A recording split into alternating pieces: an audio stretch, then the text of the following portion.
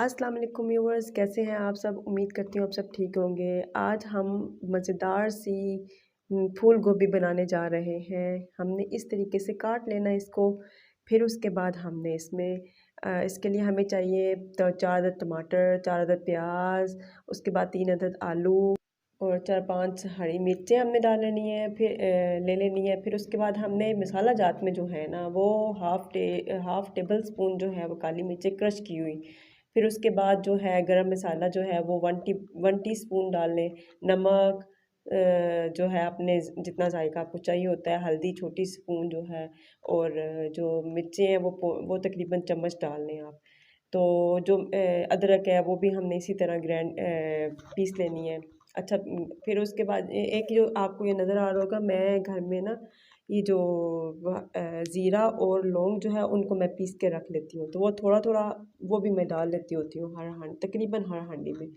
अच्छा, फिर इसके बाद हमने ये जो चीज़ है ये टमाटर प्याज वगैरह ये सारी चीज़ें हमने जो है ये कर लेनी है, काट लेनी है। अच्छा, फिर हमने इसके बाद क्या करना है, पानी ले लेना, उबालना है। तकरीबन इतना ज़्यादा भी ना बॉयल करें, बेशक गर्म हो जाए ना, पानी सही वाला गर्म हो जाए। उसमें हमने ये फूल गोभी डाल देनी है। आपको पता है कितनी गंदी होती है ये फूल गोभी जब हम बाज़ार से लेके आते हैं। ऊपर काले काले डॉट लगे हुए होते हैं, गंद लगा हुआ होता है। ये वैसे धोने से साफ़ तो होता नहीं है। हम इसको गर्म पानी में जब रखेंगे ना 4 मिनट 5 मिनट, तो ये इतनी खूबसूरत हो जाएगी। चूल्हा नीचे से बंद ही रखना है हमने। इतनी खूबसूरत नीट एंड क्लीन हो जाएगी ना, सही वाइट हो जाएगी। फिर हमने इसको पानी निकाल देना है और इसको ठंडे पानी से वॉश कर लेना है। उसके बाद हमने ऑयल लेना है। तो ऑयल के अंदर फिर हमने जब प्याज इसी तरीके से जिस तरह ये फ्राई करते हैं, ये लाइट से मतलब ब्राउन कर लेंगे, ज़्यादा नहीं ब्राउन करने। इसके बाद फिर हमने जो कटे हुए टमाटर होंगे, कटी हुई सब्ज़ी मिर्चें होंगी, ये भी ऐड कर लेनी है। थोड़ा सा पानी भी ऐड कर लेना है। फिर उसके बाद हमने नमक, मिर्च, हल्दी, जो बाकी मसाले हैं वो सारे, और जो अदरक होती है वो भी हमने डाल लेनी है। सारी चीज़ें इकट्ठी डाल के इसको अच्छी तरह मिक्स करके फिर हमने इसको दम पे लगा देना है। दम का मतलब कि हल्की आंच पे थोड़ी देर के लिए रख लेना, ताकि ये जो मसाला है ना वो सॉफ्ट हो जाए। अच्छा जी, फिर इसको हमने जब दम पे लगा दिया, फिर उसके बाद हमने थोड़ी देर के बाद इसको चेक करना है। ये मसाला जो है वो नरम हो चुका होगा।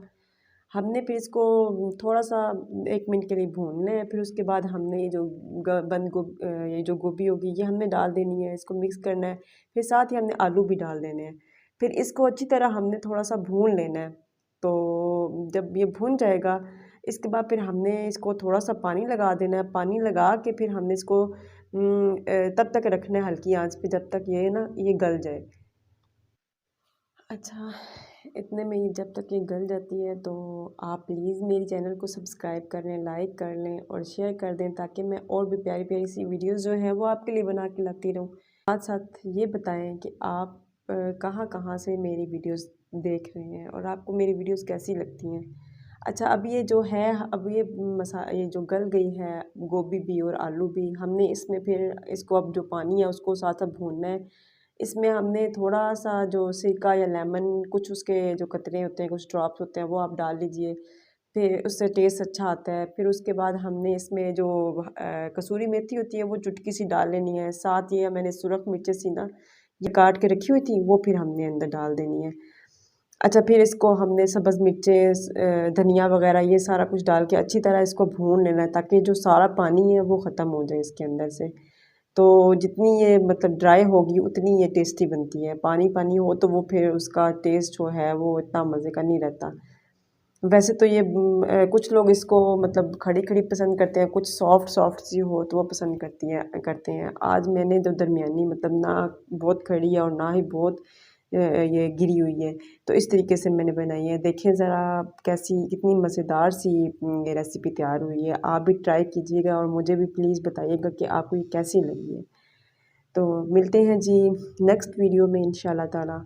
तो अपना बहुत ख़्याल रखिएगा, दुआ में याद रखना। ओके, अल्लाह हाफ़िज़।